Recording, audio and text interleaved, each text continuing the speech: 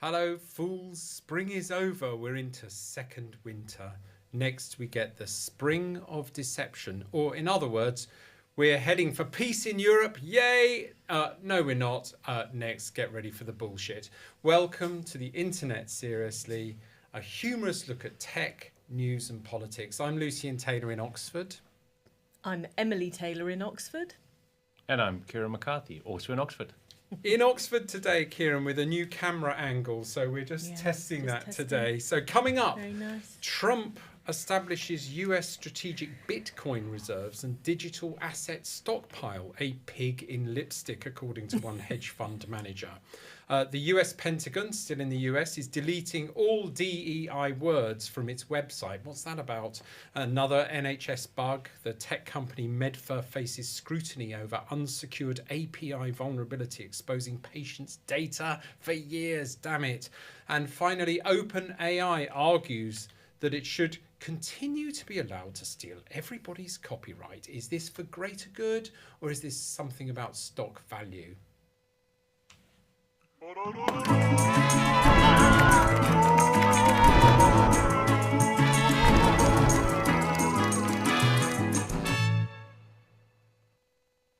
Today, eh? But before we dig into that, and I don't know which one to start with, you can just put your hand up. It's our social shares. Please hit subscribe button to this channel. It's somewhere down there, and hit follow on Apple Podcasts if you're listening to that, and please rate or review, particularly if you like what we're talking about and how we're talking about it. But first of all, let's go to Emily. Emily, the US... It's going to be Kieran, actually. Oh, was it? Yeah, was we it Kieran that put up decided. the... Oh, you decided. I decided, Well, you actually. pointed at I me. pointed at Kieran, but No, I this didn't. is really important, Kieran, you're on. Kieran, what we're talking about, OpenAI is arguing that it should continue to be allowed to steal everybody's copyright. So this is basically when you're creating these AI products, basically they're massive search engines, aren't they? You type in stuff and it figures out the syntax of what you're saying, and it kind of feeds back stuff. And no, I can easily type for this podcast, tell me 3 things about Trump that he's doing today, and it says, really, you don't want 50? And no, I want 3, and it gives you the latest 3. And so it's really good at, I think, shaping information. But how does it get all of that information? Well, it just grabs it and trains its models on it. So it just grabs us vast quantities of information. And when we're saying grabs it, just the text, from- more and more text and images, and it just feeds it into From- a big old, from anywhere it can get it. That's the issue. So other- you know how if, say, you wanted to go on the New York Times, you go there and you need to subscribe, or you go to the Telegraph. Now, is AI subscribing? No, to the AI page? is what we call stealing. Emily, you're a former IP and copyright lawyer. I'm a reformed Can I have IP and your copyright. It's been a while, I know, but what's your advice on that? If I want stuff, can I just go somewhere, read it, and take it? That's not the ideal that the law is aiming for, I would say. I think the You normally the say that to social me when I'm offering you some sort of toast. I think the social contract with creative people is supposed to be that society pays you back for your creativity through mechanisms like copyright. So you create a lovely picture or a movie, or write something, Kieran. But when I listen, and people say, "Oh, thank you for doing Thank that," you for doing as that. Here's opposed to some "We'll money." have that." Yeah, we'll have and I'll that. make some money. And I from can it. save some. Yeah, I can save some money because I didn't have to create it. Yeah. so let's take this seriously. Actually, what they're doing with these engines. When I go into ChatGPT, am I paying somebody? No, well, so what they're arguing for fair use. There is such a thing as fair use doctrine. So you can use stuff because you can't control the information in the news or control the information in a book or something. But they're saying, well, this is fair use for us, and we are creating these models which are massively useful. And in the results, if you type something into ChatGPT, that's original. All the stuff that comes out is original, except, I mean, this is the difficulty with AI. It's often not. It's often really very, very similar, or is taking the knowledge and pushing that knowledge out again and making money from it. So if you think about the old days of attribution as a researcher, you're writing your piece of research and it's original, but you give a lot of attribution to other sources and sources of those information, and you're actually boosting their their and that's always been the agreement. credibility. It's like it's plagiarism if you don't. But what OpenAI is saying, what AI companies are saying, well, we don't use the same words, we use totally different words, and so therefore it's not plagiarism. Yeah, and there's no copyright in an idea. That's for sure. What does that But- mean? There's no copyright. Well, so If I you dream have a up brilliant. something, If you dream up something, then your proper protections are either confidentiality or a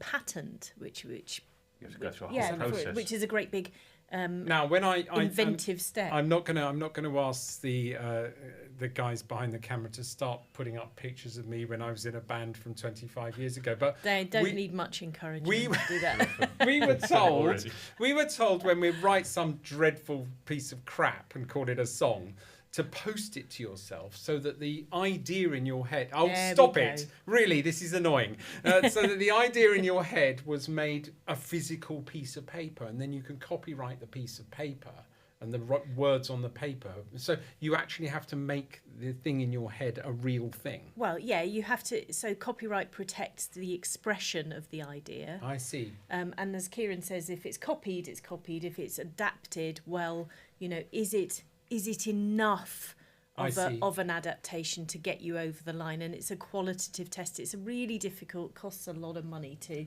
actually test in court. Well, the reason they're upset about OpenAI's upset is the EU has been pushing, saying, no, copyrighted work is copyrighted work. So OpenAI is complaining, saying, well, this is going to make our product less good. Yes. So that can't be right. Yeah. And then, Yeah. which is a little odd because they're hoping to make money and they have a massive, share price. But then if that doesn't work, then they're saying China.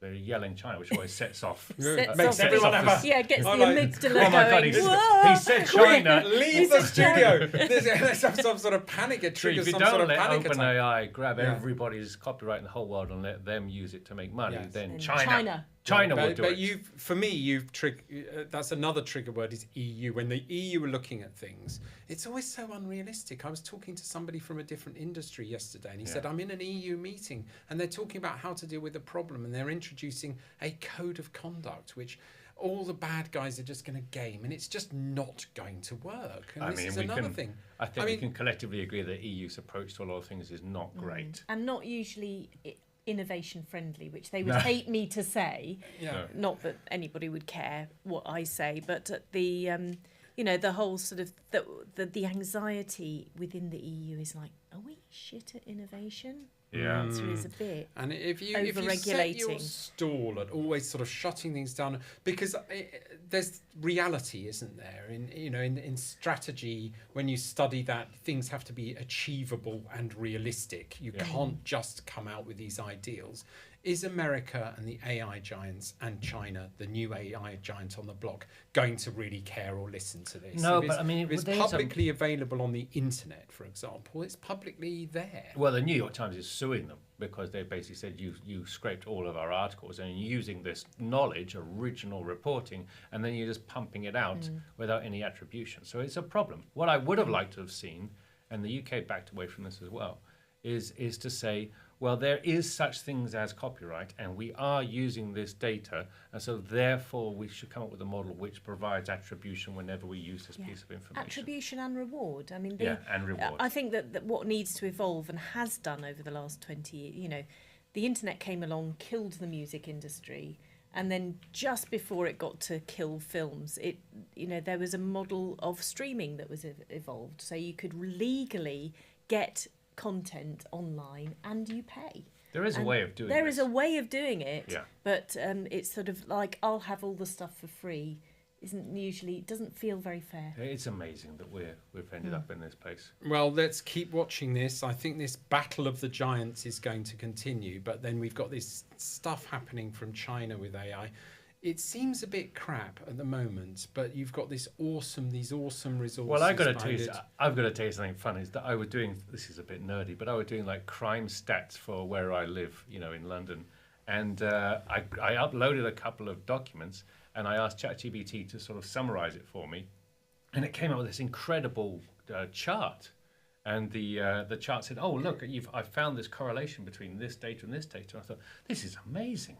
ChatGPT is incredible. It's amazing. And then I dug in and I thought, oh, where'd you get these figures from? So then I look at it, I go, I don't see these figures in any of these documents. So I asked ChatGPT, where did you get these figures from? And ChatGPT said, oh, you're right to ask that. We made it up. So what? And it's great So if you're it then had- producing something. So it had for- made up some stats, then found a correlation in its made up stats, and then provided me with an image amazing of this thing. incredible correlation. I thought, this That is is incredible. stunning. I know how to fix crime in Putney. And Wow. it made the whole thing up. And it wasn't true at Oh all. my I thought, God. wow, this We is... must move on. this is We've great. got Did you some. see the DSIP minister had a Freedom of Information Act No. request of his prompts for ChatGPT, and he actually Wow. he Did he release actually it? released it, Oh, which really? I think was really good. And What they should are I have like, for you supper know, tonight? well, asking ChatGPT about some difficult quantum stuff, and Wow. ChatGPT was Oh, it's kind 'cause of he was, okay. so he was proud. He didn't, Yeah. he didn't It put was- his, he put his didn't search put history sort of in there. like- No. Yeah. Oh, that's a whole new subject. But actually, while we're on government people, I just wanted to sneak in there. I was going to talk about an NHS tech bug, another one which is really annoying. But Starma has announced yesterday that he's scrapping NHS England. So he's like Yeah. scrapping this whole. Does any of you know actually what NHS England is and what it does? No, A little Kieran, bit. You stood for Parliament. You should. I know a little bit about it, but Yeah. not a lot. And the thing to know about the NHS is wildly complex. So Yeah. I've spoken to some people who actually, this is actually their job and has Yeah. been for 20 years. And their summary is, it's so complicated that nobody can understand it. And we know people who work for NHS England, and myself, I've worked for the NHS, and our daughter Alice, a researcher here, has worked in the NHS, and it's a pile of dog shit, the whole thing, the whole kind of management, and particularly the computing. And that's why we're seeing yesterday Medfer faces scrutiny over unsecured API vulnerability endpoints. So you've got your website and you can have all of that protected, but underneath the website, getting into patient databases are what's called APIs, application program interfaces. And if you leave those open, you really don't bloody know what you're doing. They've, obviously this sort of, I don't know, Orwellian type answers from these CEOs of these sort of tech companies that are driving the NHS is, there's no evidence of data breaches. We can reassure them. There's, incident was reported to Information Commission officers, so no further action is going to be taken. We're getting you know, lots of and flags. we're actually There is a getting- graph that explains NHS England. Oh, And it seems to be at the Okay. top in tiny print, So but what it's does it do? it's Labour Okay. is scrapping it, which Department of distributes about Health, 90%. NHS England, Local Integrated Care Board. So it's not delivering primary care.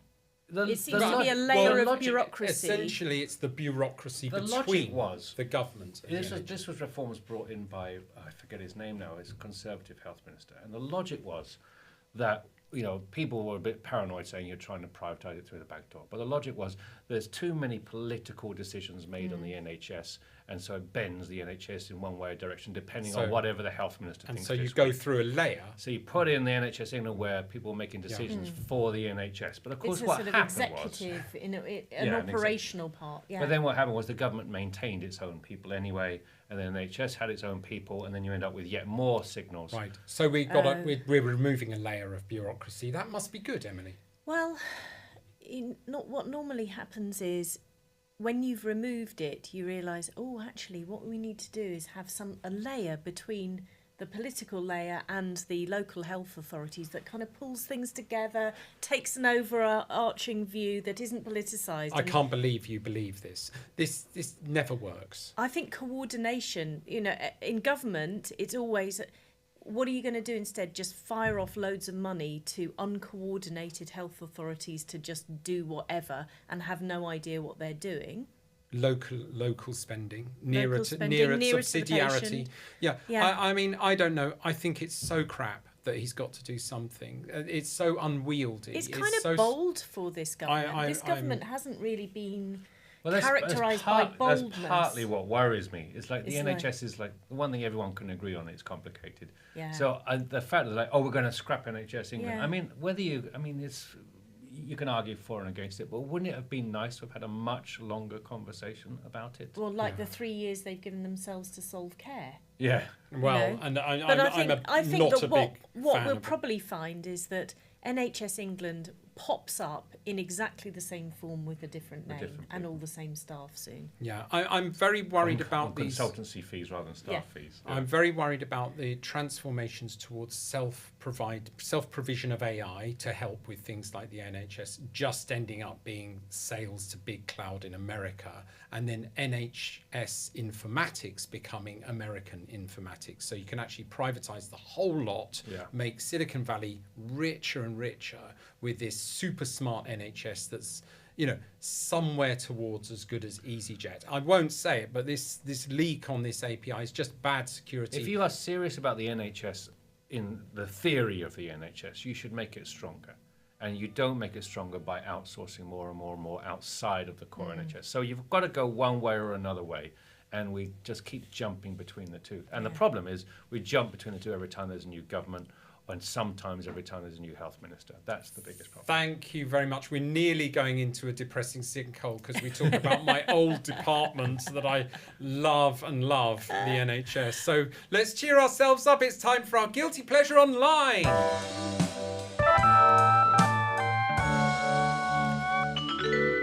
Emily Taylor, you're up for Guilty Pleasure Online. Normally your guilty pleasures are all... what your words? Saccharine. Boring. Boring. I've got another All one right, here for we you. go. Yeah, here we go. Okay, this is only guilty because I'm Irish Catholic stock, so everything in my life is framed from guilt. But actually, there's even no pleasure need. is guilty. Yeah, there's no, especially pleasure is guilty. But I do like my maps, and I was just like on the way home yesterday. I know map apps, but they are amazing. They're amazing. We probably all remember before maps were on an app. Yeah. Where you had to read Oh, that maps. thing you I unwrapped. loved reading maps. I My would be- claim to my highest achievement ever was navigating from San Diego up to San Francisco when I was 12 through LA. Not Posh bad. girl. That's Posh not girl. bad. Getting through LA can That be a is little not bit bad, hairy. is it? But that was old school. I remember Now the you thing where just you'd set your walk destination. behind, because you'd always put the map in the bit in the back Yeah. behind you, so you'd be driving along going, Christ, where's Well, the you map? have to fold And the the bloody dog-eared thing, and Yeah. where are we? And then And if you fold I it also wrong, you know can't breathe. I mean, I Some have my sort really good friends were driving through Rome back in the day, in the 80s, had a massive row. Rome is a nightmare. Screaming, car horns going everywhere. And they had such a huge row, she just grabbed the maps off him and threw them out of the window. Anyway, we were But how can they... I mean, it's just we were driving brilliant. back from. We were driving it's called back from- AI. Yeah, it's driving back from London, and I was like, how do they know within like 1 or 2 minutes when you're going to arrive? This is good. the Because internet. Because it's not seriously. just the traffic now, Oh, it's the do traffic you know what I do? as it will be. Oh, at you your know what I de- do is I I just test it can't because it'll tell get my me head I'll around it. leave. You know, I'll leave here to get back This home. It'll tell morning. me I'll arrive at this amount of time. So I think, right, what if I go Really? slower? What if I go really fast? Can I make it move? And you can, Yeah. but it's always so annoying in that it sort of moves by a minute. Every But this is 15 this minutes, is- and so really you don't put really your get the foot down. satisfaction of like I'm No. beating the system. No. It's too good. We're not talking Yeah. about maps, though, are we? We're talking because Apple Maps is Apple shit. Maps is rubbish. Yeah, Google we're Maps is talking better. about Google Maps, which is crowdsourced data coming in from the point of source mixed with averages. So we're heading towards Oxford. Google knows Oxford's always shit, so let's add 5 minutes. And then they're seeing the traffic flows going into Oxford, so let's add another minute. And by the time you get there, and they're also adjusting it as you go along as they're They getting are. real-time It's data. so I was really clever. intrigued. So today, I take a left to get onto the M4 faster. It saves about 10 minutes. And for some reason, that road was closed today, and Google Maps hadn't picked it up yet. Ooh. So 4 of us were obviously all following Google Maps, all trying to turn left. We go, oh, Yeah, God. yeah. Then we're all getting each Yeah, other's yeah, way yeah, as yeah. we're turning around in the car park and heading Yeah. out again. Yeah. And I thought, I wonder how long it's going to take Google Maps to figure out that this Well, is closed. one thing they never figure out is the neighbourhood area in Marston Ferry. And everyone in Marston Ferry, I'm really sorry, it's not my fault. I know we're not meant to drive through, that it's for residents only, but Google Maps is sending us all there. Anyway, coming up next, Trump. has established. Oh, good. It's one of those. Oh, Get good. through an episode without who is he? I'll tell you who he is in a minute. Trump has established a US strategic Bitcoin reserve and digital asset stockpile. A pig in lipstick, according to one hedge fund manager. Do any of you know what a reserve is? That's a complicated question, but fundamentally, it's to stop the markets go completely haywire. Thank God you do. I thought it was more like you have gold reserves, so for every dollar, somewhere in a bank in America. That's old school, yeah. Yeah. Well, let's start with the Doesn't he want to foundation. get into Fort Knox? Because no one's allowed into. Is it still there, Fort Knox? Isn't that? Well, there's that was whole 1980s conspiracy films, theory, wasn't isn't it? Like it actually doesn't exist, and there's no gold left. Yeah, so it basically in January, Trump signed an executive order to create a national digital asset stockpile. So basically, what he seems to be doing is upping the value of the bitcoins, and the reserve includes Bitcoin, Ethereum, Ripple, and the whole thing, but sort of positioning the US as a leader in crypto. So he's basically saying crypto is like gold. He's equating it with he's that. He's given it some heft, isn't he? I mean, I suppose it would collapse immediately because they moves like 20% all the time. It would wipe out reserve in months. Yeah, and people are saying it's Does it create scarcity? So if they stockpile loads of, cryptocurrency, so some cryptocurrency has got inbuilt scarcity built in, haven't they? Well, so it's a according to limited one resource, specialist, so if you grab a whole load, they're saying it's you're worth upping the nothing value. because they're never going to release it. So it's just a sort of stockpile for. This is Trump, right? Yeah, well, and whatever he says is absolutely 100% he means it. But interestingly, I'm sure he has a very deep understanding on all yeah, of I'm it. sure he does. Yeah. Well, I'm very interested in these strategic reserves because you've got the US who also keeps a petroleum reserve. So presumably they got, you can imagine, lakes of the stuff ready to use all over the place in a national emergency. And Canada has a maple syrup reserve. They do. And, so in a national emergency. Do you remember it used to be like the EU having lakes of wine and mountains of cheese? And butter. But a reserve is like a strategic national asset just in times of For you got Canada, maple syrup is that. Well, They run their cars on this stuff. Does anybody have a pancake reserve so you could put them together and, like, in an emergency? Honestly, at least we're you'd going to have be the happy. Canadians on us. Be very careful. Yeah, Okay, well, okay. They're already riled up. Yeah, That's all we need. They've already been An wound angry up. Canadian, that's really scary. They're coming with their hockey sticks any moment now. Wow, okay. Thank you very much for that. So next, before we go on to our next topic, it's time for a new thing, which is called a clip of the week. Now, I know that this is a podcast, so we're going to play the clip and then I can try and describe it. I don't actually know what's coming up. Tesla. Going on now at the White House Tesla Auto Mall. It's the biggest sale of the year. Very safe, it's very strong, heavy.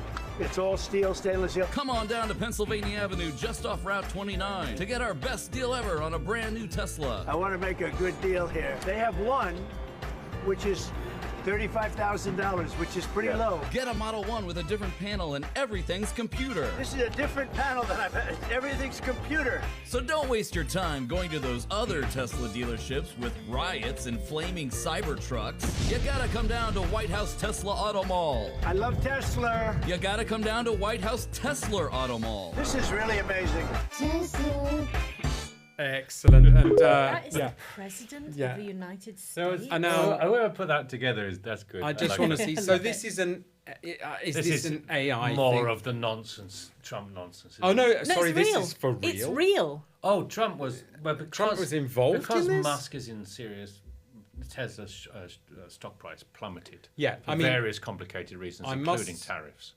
Okay, yeah, we'll go on to that in a sec. The US tariffs? Or responses to the US? So Tesla is a very, or was, a hyper-efficient system, and it uses stuff from I Mexico wanted and Canada. one. I must say, I must admit that I wanted one. I was really they're a interested. great car. I thought they were fantastic. A friend of ours, a surgeon, had a Tesla, one of the early Teslas, and I thought, this is amazing.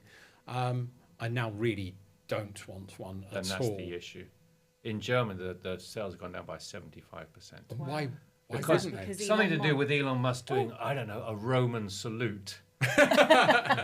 and then That could have been supporting the misinterpreted. far right AFD and interfering in their elections. Suddenly, Germans were less excited about buying Teslas. So this is the president of the United States response, which is to literally like that. He got a bunch of Teslas outside the White House and said, "These Teslas are great." These Teslers. So mean, just it's just for we're the podcasters on here, what we just saw there was an advert basically of Elon Musk's car company, which is tanking, because I think electric cars generally are tanking.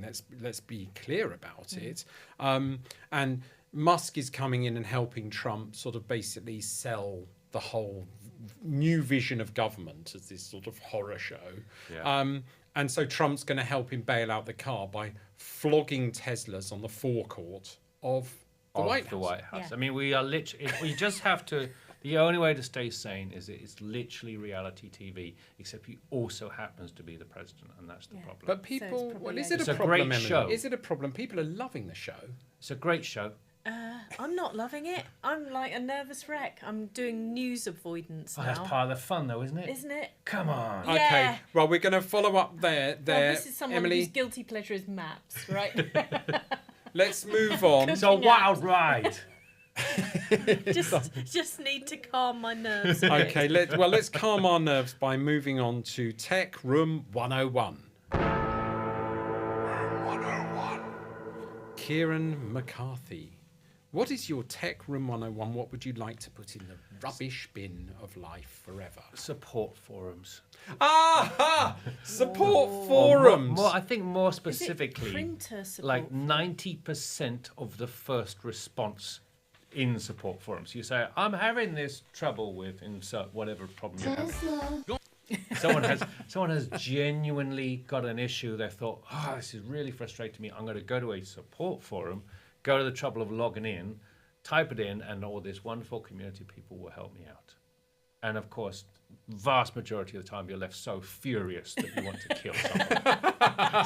But Is that because you get the angry brigade the response correcting that you? I want to not only Is it- put in Room 101, but attach to all the people that have ever posted this and suck them in as well, Yeah. is they just won't answer the question. They'll say, "Well, why are you asking this?" Oh, they're policing the thing. I put in one request once on Stack Overflow, and sod that. I'm never going to do that again Were you because it just all became like, publicly "You're shamed? not meant to ask questions like that on Stack Overflow. You are should have put asking that the in wrong the other question forum in the wrong question wrong at the way." wrong time." Oh, for goodness sake. And it all becomes about policing the culture. So and these what are you people who are like in a forum to help other people. Yeah, and it That's becomes right. And it becomes like Yeah. a just toxic. massive troll But bait. it's the speed of the toxicity. It's like you don't even you can see that someone's What like, the "Oh," and you hell? can just imagine a nice normal person starting to write the response. I'm "Oh, I've finding had it that difficult problem." to- Yeah, little I bit of figured out empathy, how. put But yourself no, on the before that, side. someone's like, "Why are you even mentioning this?" deleted. Or- Inappropriate for this Or forum. they question like that person's very reality.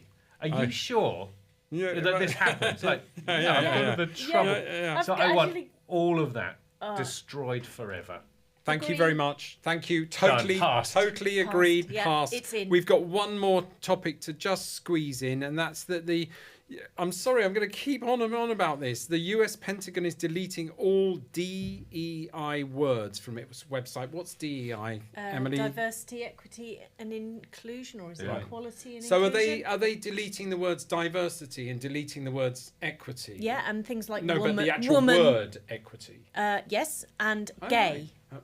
And gay. So, and gay. So anything with the word, and I think maybe the senior tech advisor, Big Balls, that you mentioned the other day, may Yes. have designed all of this because it's really super. Sorry, this is maybe AI has been involved, because what they seem to have done is find and delete. So anything with the word gay in, like the plane Enola Gay, which dropped the atomic bomb, yes, back in Right. the war, gone.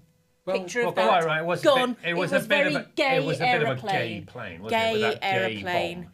Yes, and Was it a homosexual plane? it's just a plane named after the pilot's Maybe it was, mother. but but it might have been. So let's Yeah. delete it. So it's I just mean, honestly, it's you a serious? purge of history, and this is So- it's not like somebody's website. Oh, I'm just updated. This is the Pentagon.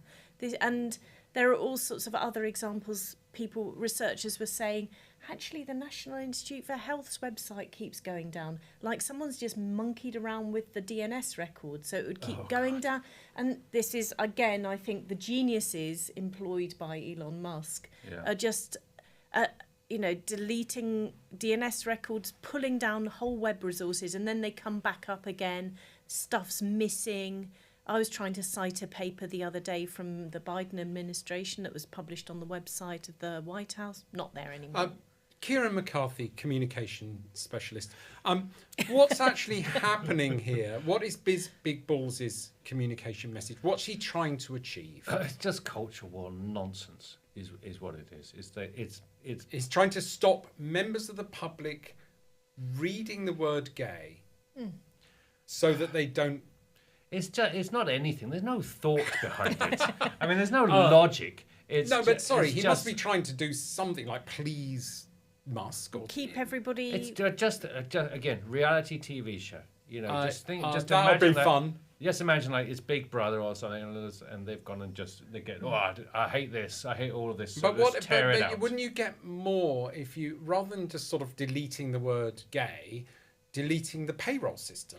Well, the issue is it's very time consuming to go through things methodically. Yeah. Right. And so the best thing to do is just delete it all and then wait until people start screaming and then put back the bits that are problematic. So you put back Enola, but you don't put back this is and if you are a 20-year-old male idiot incel, that world makes a lot of sense to you. Unfortunately, the world is full of people Will it get you a girlfriend, though? It will not get you a girlfriend. Okay. But... or a friend. Thank you very much. We're just nearly there now. It's finally... do we have a comment of the week? Yes, we do. Thanks. Let's hear it. Give me 1 second. Right, and the voice of God needs a sec. Somewhat caught us God was caught up with something else for a second. There was a lot going on, I was just to be solving fair. world peace. Just trying to fix some stuff. Trying to figure out where it is. God's comment of the week. Oh, God. This is in response to our AI doesn't exist video. This is from Brandon Black 8735, who says, "No human shall see this, only the maths." I thought that was a very nice comment. Brandon, very fitting. Very nice. Thank you, Brandon. Thank you very much, Very Brandon. nice, Brandon. And there was a lot of comments on that excellent video essay. We're out of time. That was a fantastic chat today. Lots of topics to talk about. We must talk about America next time.